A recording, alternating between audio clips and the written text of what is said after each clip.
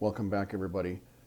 Follow us along in this video as my wife, myself, and my daughter head to western Montana to meet up with my Uncle Chad on probably the funnest trip I've ever been on as we set out to get an elk.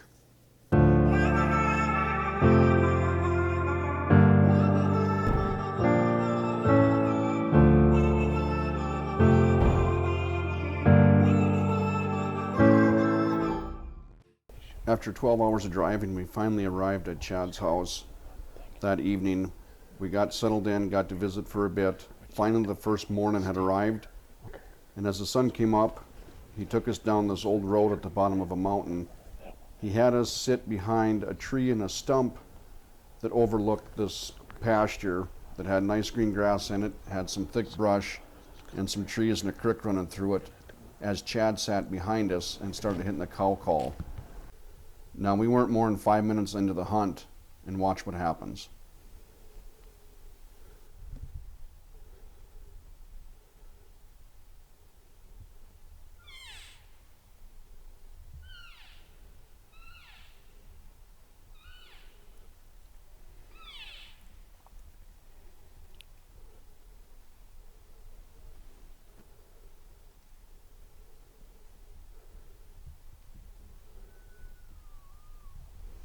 Did you hear that?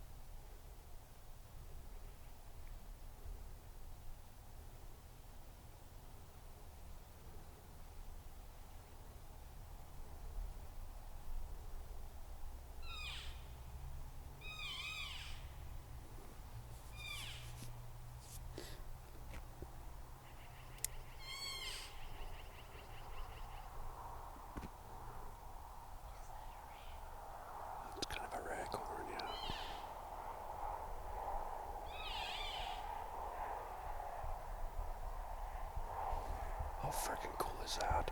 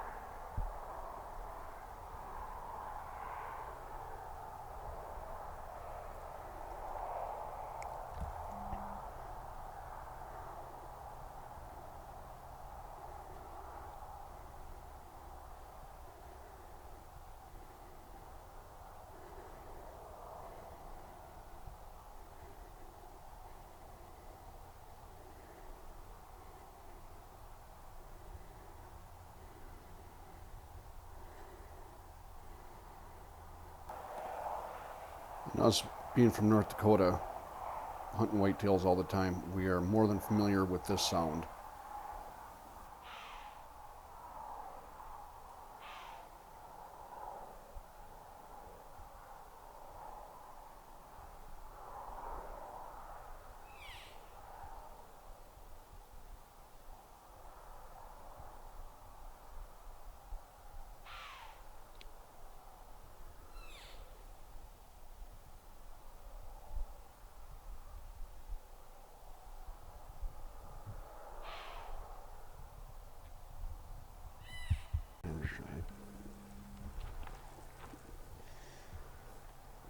Perfectly centered.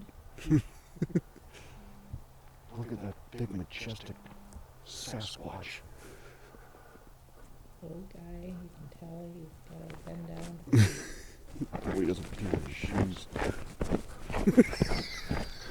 We're gonna see you taking a leak now. In this video to you while you're peeing. What's the plan?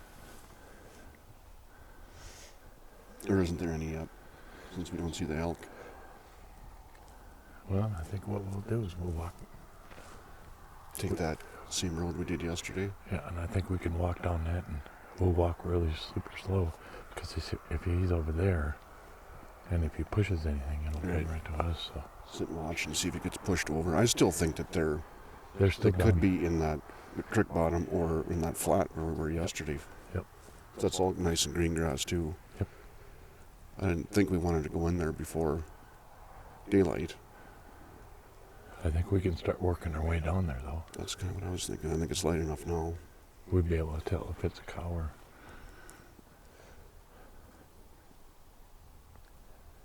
Should grab our stuff and Yep. hit it. Let's go.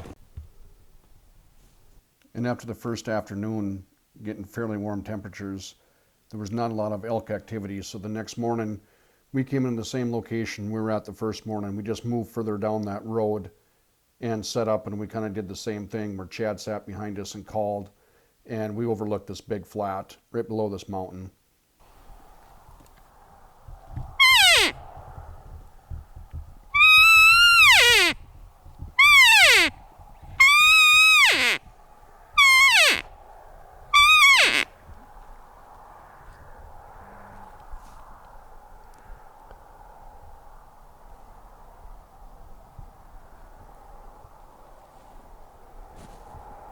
And with no activity that morning, we decided to get on the four-wheelers and head up to the top of this mountain and see if we could do some more calling to see if we could hear any bulls bugle back at us or get any eyeballs on any elk.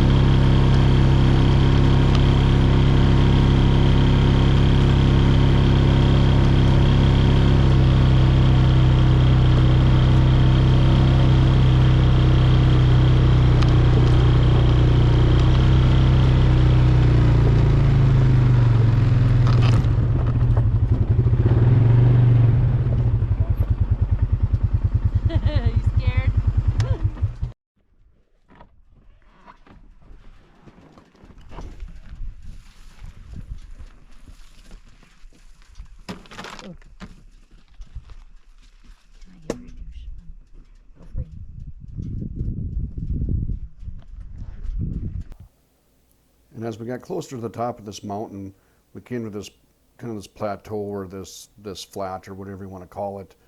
And this area was just full of bull rubs.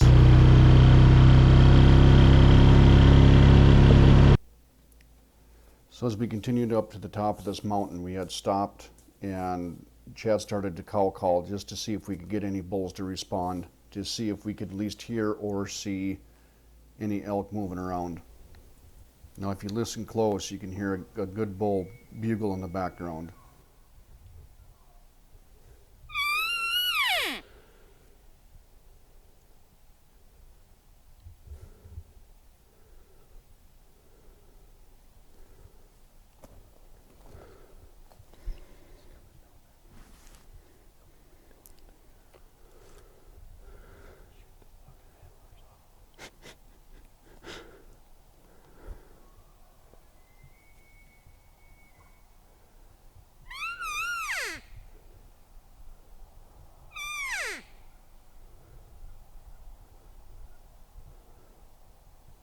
And then before you know it, we ran into elk.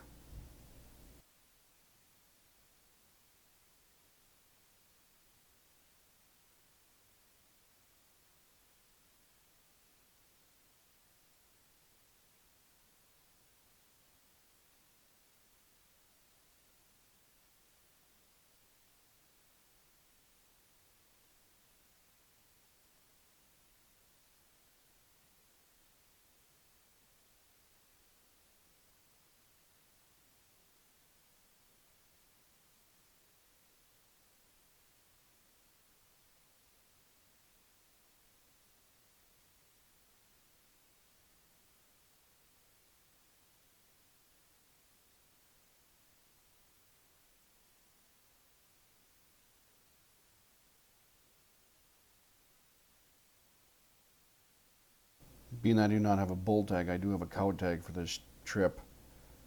I was already up on my gun already, had my crosshairs on this cow, but as you can see in the video here, the branch is completely in my way, and also that calf right below her would not move. After sitting here for, it felt like hours, this cow finally turned and walked away and was unable to get a shot. But as we sat there, we spotted more elk to the right of us up on a ridge, and this happened.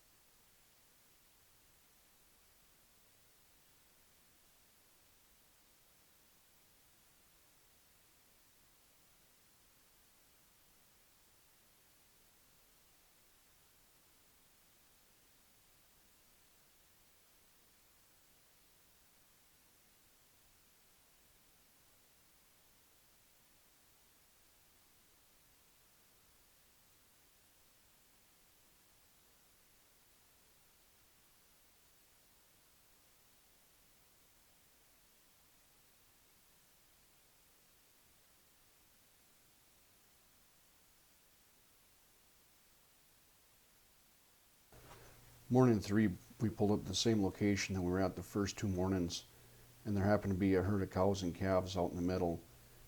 Now what you won't see is the shot due to my wife was running the camera and she was on the wrong elk at the time, and she had focused in, got a little blurry, and then on top of all that, somehow the microphone got turned down or completely turned off on the camera, so you can't hear nothing at all. But if you watch close, you can see once these elk get to this fence line, the one that I did shoot ended up falling down, and she laid there for a while, and if you watch close, she gets back up.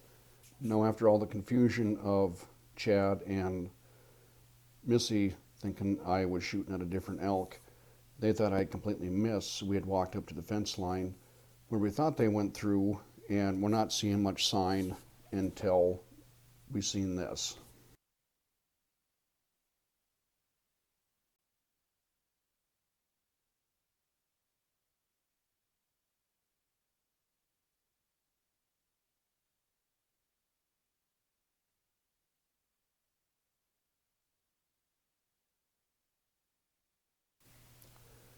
after recovering this cow, we got her all gutted out, and doing our interviews afterwards and talking and being completely unaware that our microphone was not working, which is quite embarrassing. But Chad wanted to do some talking about a foundation which is called Foundation for Wildlife Management. Now, the Foundation for Wildlife Management is a 501c3 nonprofit organization whose mission is to promote population recovery in areas negatively impacted by wolves. They also assist state game management agencies in meeting their wolf management objectives. They promote youth in the outdoors, and they want to educate the general public on the negative impact that the wolves have had in certain areas. I will pop a link up in the description of this video. If anyone, please click on that, do some research on it, and please do what you can for them. It's a great organization. There's a lot of good information on it. Please go take a peek at it, read through it, and you guys are going to find this very interesting.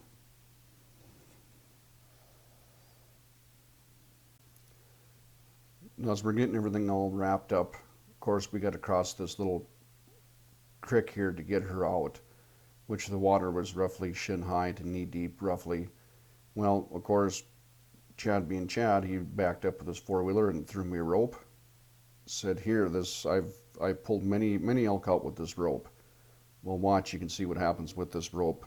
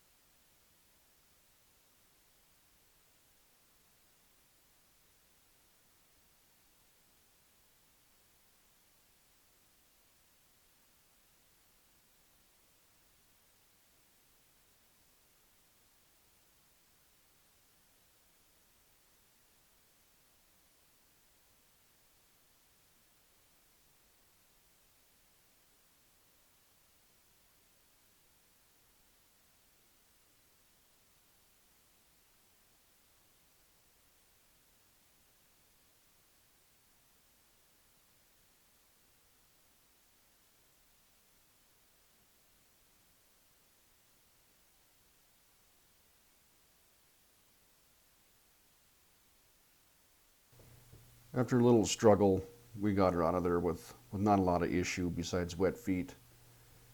And finally, at this time, I'd figured out that the microphones were turned off.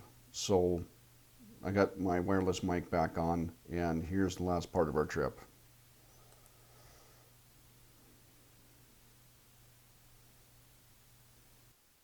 Ready?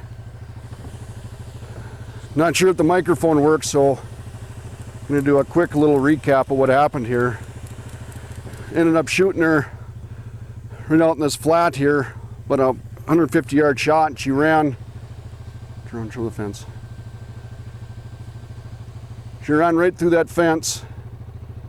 And then she crossed the creek. You can kind of see where the gut pile's at. She died up in that little clover right there of little trees. So now we're trying to get her loaded.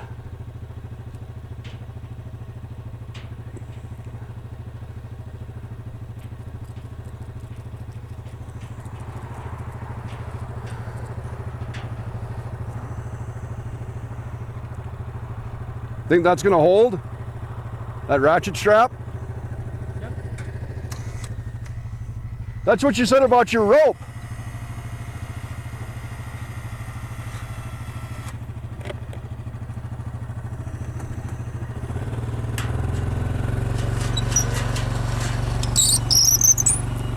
Well, that's slicker than hell. That's slick.